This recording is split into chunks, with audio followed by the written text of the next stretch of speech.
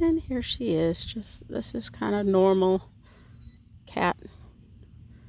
Kind of starting off a ride or a session. Just kind of walking her around, getting her to pay attention to her feet, pay attention to her.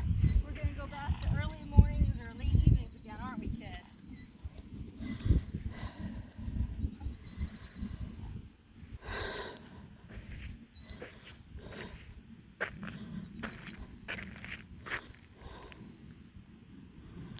And I'm back into this. I would say Honey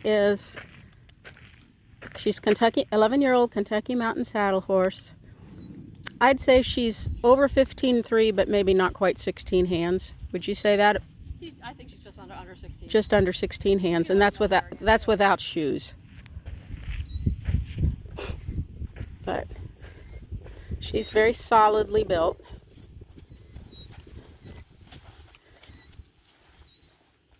I've had her 3 years, and she's always been very healthy. Has really nice feet, no shoes necessary.